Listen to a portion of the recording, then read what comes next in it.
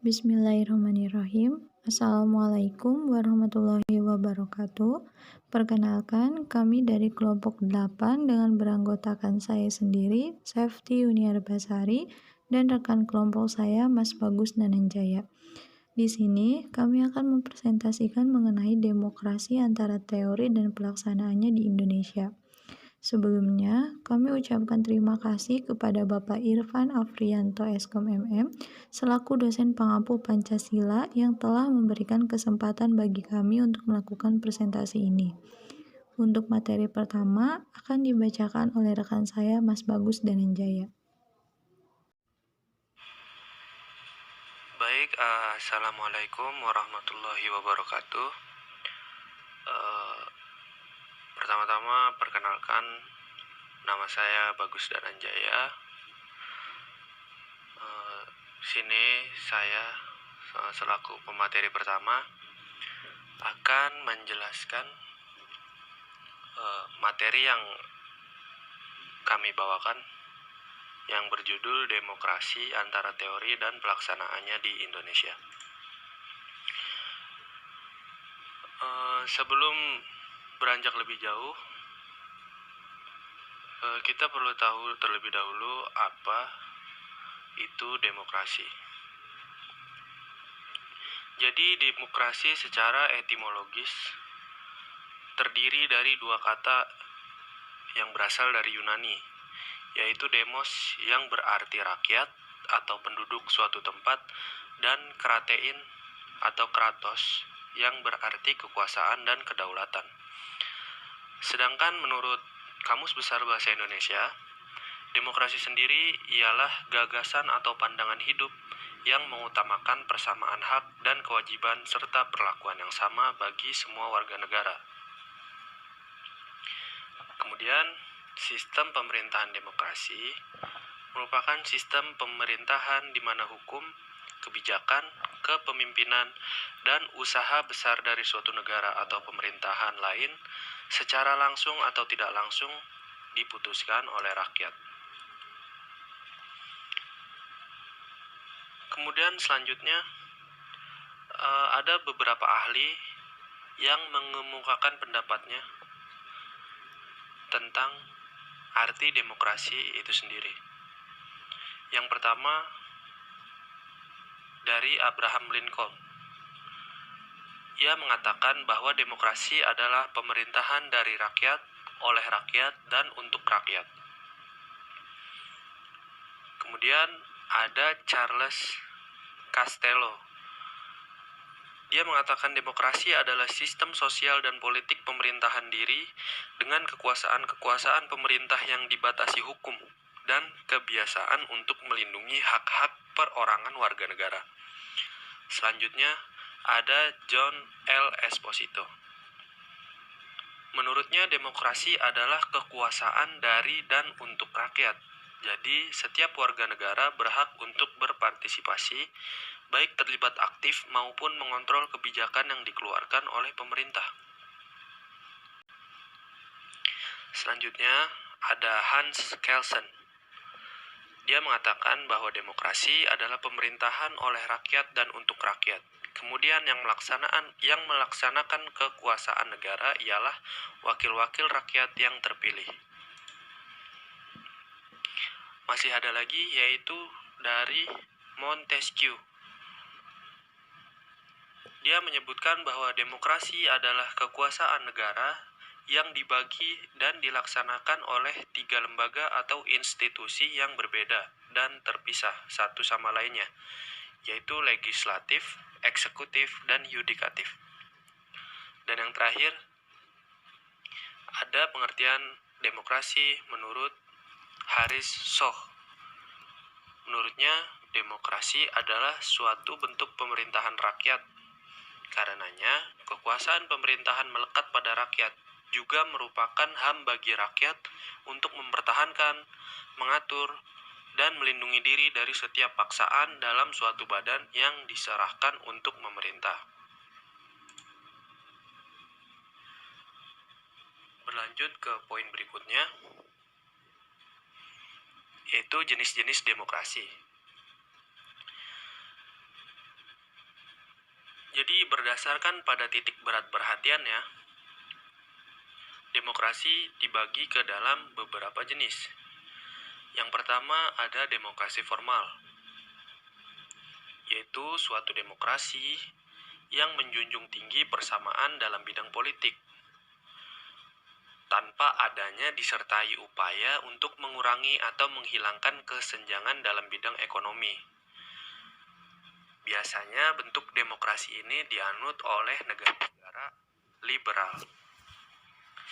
Yang kedua ada demokrasi material, yaitu merupakan demokrasi yang dititik beratkan pada upaya menghilangkan perbedaan dalam bidang ekonomi. Sedangkan persamaan dalam bidang politik kurang diperhatikan, bahkan kadang-kadang dihilangkan. Bentuk demokrasi ini biasanya dianut oleh negara-negara komunis. Dan yang ketiga, ada demokrasi gabungan, yaitu bentuk demokrasi yang mengambil kebaikan serta membuang keburukan dari bentuk demokrasi formal dan material. Bentuk demokrasi ini biasanya dianut oleh negara-negara non-blok. Kemudian ada jenis demokrasi juga yang dibedakan berdasarkan ideologinya. Yang pertama yaitu demokrasi konstitusional atau demokrasi liberal, yaitu demokrasi yang didasarkan pada kebebasan atau individualisme. Dan selanjutnya ada demokrasi rakyat atau demokrasi proletar, yaitu merupakan demokrasi yang didasarkan pada paham Marxisme-Komunisme. Demokrasi rakyat ini mencita-citakan kehidupan yang tidak mengenal kelas sosial. Selanjutnya, ada jenis demokrasi juga yang dibedakan berdasarkan proses penyaluran kehendak rakyat. Yang pertama yaitu ada demokrasi langsung, di mana paham demokrasi ini mengikut sertakan setiap warga negaranya dalam permusyawaratan untuk menentukan kebijaksanaan umum negara atau undang-undang secara langsung.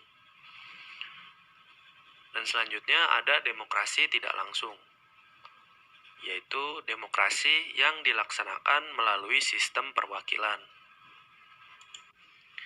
Kemudian ada beberapa manfaat yang bisa kita dapatkan dari adanya demokrasi. Yang pertama, demokrasi menjamin kesetaraan sebagai warga negara. Demokrasi bertujuan untuk memperlakukan semua orang dengan sama dan sederajat. Prinsip kesetaraan tidak hanya menuntut bahwa kepentingan setiap orang harus diperlakukan sama dan sederajat dalam kebijakan pemerintah, tetapi juga menuntut perlakuan yang sama terhadap pandangan-pandangan atau pendapat dan pilihan setiap warga negara. Manfaat berikutnya yaitu dapat memenuhi kebutuhan-kebutuhan umum. Jika dibandingkan dengan pemerintahan tipe lain seperti sosialis dan fasis, pemerintahan yang demokratis ini lebih mungkin untuk memenuhi kebutuhan-kebutuhan rakyat biasa. Semakin besar suara rakyat dalam menentukan kebijakan, maka semakin besar pula kemungkinan kebijakan itu mencerminkan keinginan dan aspirasi rakyat. Manfaat yang berikutnya adalah pluralisme dan kompromi. Demokrasi mengandalkan debat terbuka, persuasi, dan kompromi. Penekanan demokrasi pada debat tidak hanya mengasumsikan adanya perbedaan-perbedaan pendapat dan kepentingan pada sebagian besar masalah kebijakan, tetapi juga menghendaki bahwa perbedaan-perbedaan itu harus dikemukakan dan didengarkan. Nah, demokrasi mengisyaratkan kebinekaan dan kemajemukan dalam masyarakat maupun kesamaan kedudukan di antara para warga negara.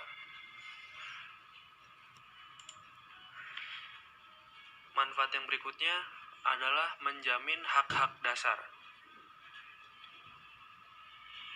Demokrasi menjamin kebebasan-kebebasan dasar.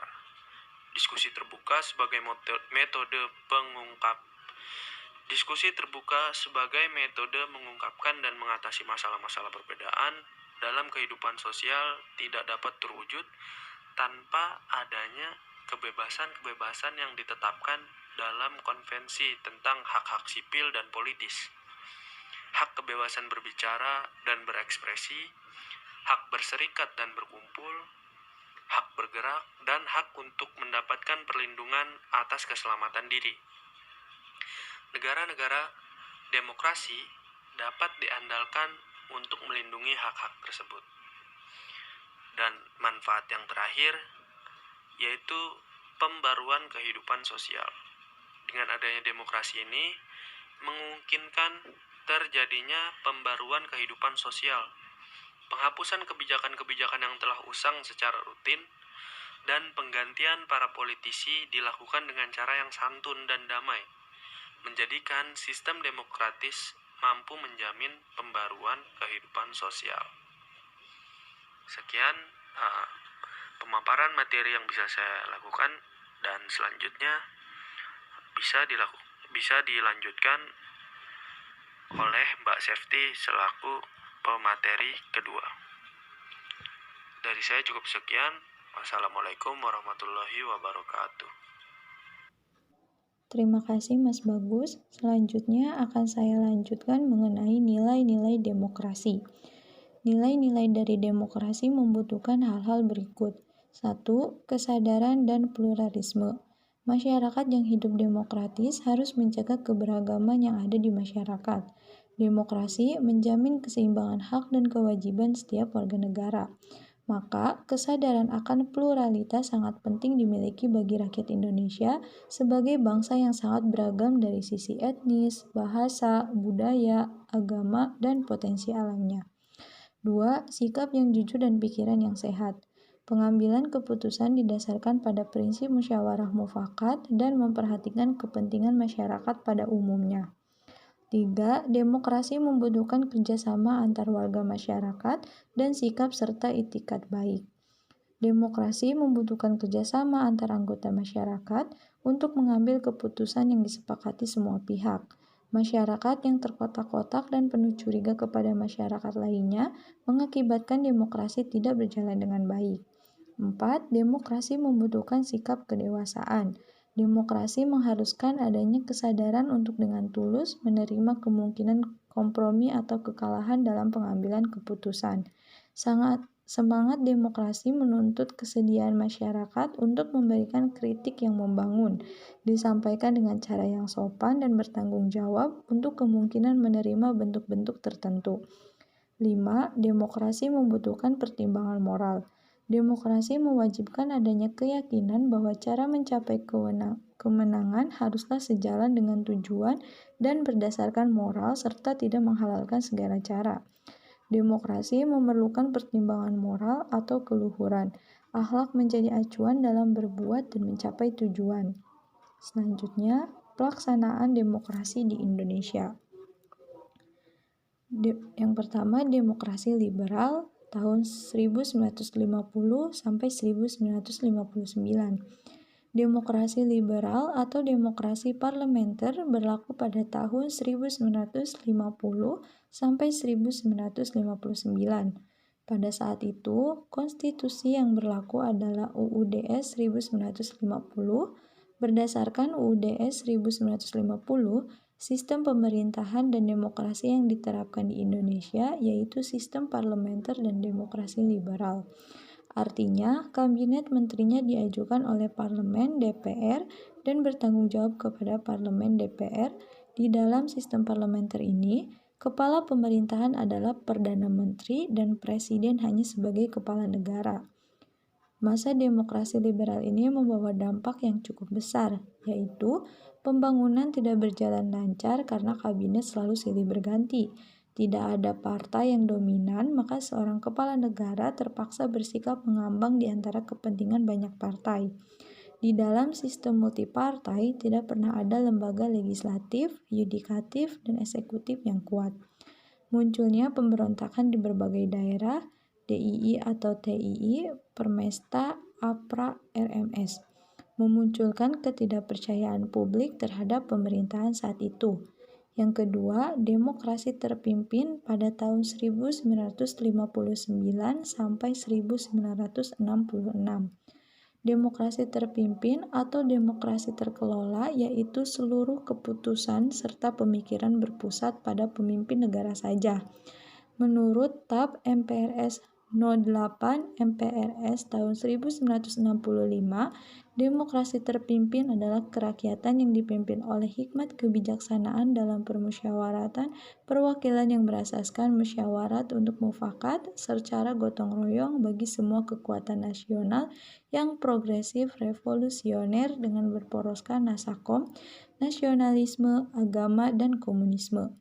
Pada saat itu, konstitusi yang berlaku adalah Undang-Undang Dasar 1945 dan Presiden Soekarno berkedudukan sebagai kepala negara sekaligus kepala pemerintahan yang berlandaskan pada sistem presidensial, di mana para menteri berada di bawah wewenang presiden dan bertanggung jawab kepada presiden. Yang ketiga, demokrasi Pancasila pada tahun 1966 sampai sekarang.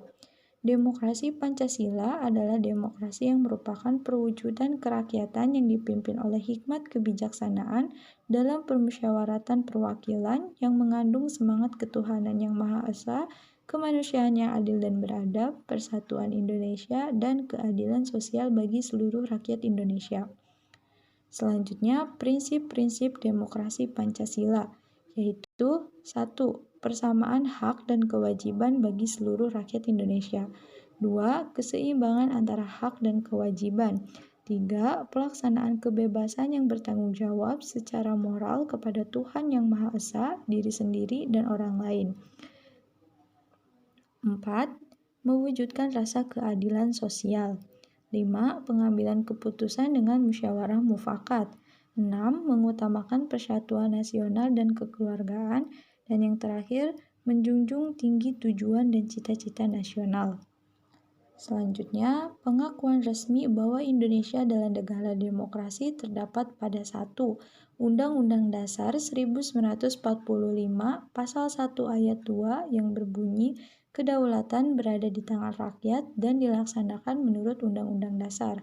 2. Pancasila keempat yang berbunyi kerakyatan yang dipimpin oleh hikmat kebijaksanaan dalam permusyawaratan perwakilan. Cukup sekian presentasi yang dapat kami sampaikan. Mohon maaf bila ada salah kata. Wabillahi taufiq wal hidayah. Wassalamualaikum warahmatullahi wabarakatuh.